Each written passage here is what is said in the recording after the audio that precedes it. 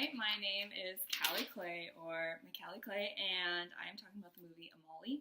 Amelie is the story of a girl who never really had very many friends and lives in her own sort of fantasy world because of it. She decides that she is going to help a man by returning a lost box of his old toys that she found from his childhood in her apartment in a secret compartment. And after returning the box to the man in her dramatic and mysterious way, she decides to help everyone around her. While doing this, she sees a man that piques her interest and starts trying to meet him. Being the shy girl that she is, though, she fears rejection and can't get the nerve to actually talk to him. Once again, she uses her creativity to let him know that he has a secret admirer and leads him to her through mysterious notes and calls, which sounds kind of creepy, but it's not. Finally, in the end, they actually get together and everyone is happy and it's a happy ending. The film was released in 2001 and is in French. It stars Audrey Tautou as Amelie and Matthew Kassovitz as her love interest, Nina. The first thing that I noticed about this film was the color. Throughout the film, there seems to be colored filters. They sort of add to Amelie's fantasy world that she lives in because nothing really seems dull. Different objects will just stand out more than other things too, which is important. Green was one of the main colors that was emphasized throughout the movie. Red and yellow were also used a lot. Green could be used because of its sort of calming color and kind of representing generosity and youth.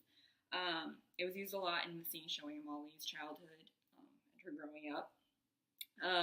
Red is used for, or represents red for passion and love, which Amelie's very passionate about things, and she also is looking for love.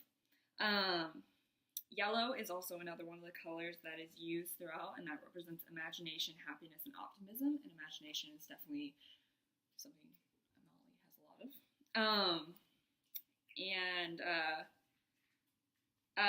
But yellow also represents cowardice too, which Amelie also shows when she doesn't have the nerve to talk to Nino herself, so she uses those dramatic and creative, mysterious ways to get him to her, but then once he finally gets to her, she doesn't have the nerve to talk to him.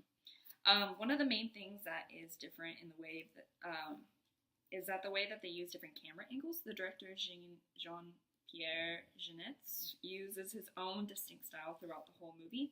A lot of scenes have very close-up shots of people's faces, which makes them look a little different and adds to the world that Amelie sees, and it's specifically used a lot for the actress Audrey. Everyone is also constantly in focus with a deep depth of field, and Jeunet tends to use angles that are not typically used in films. He shows scenes where the camera is completely above people, in like a crowded scene where they're walking around, and he also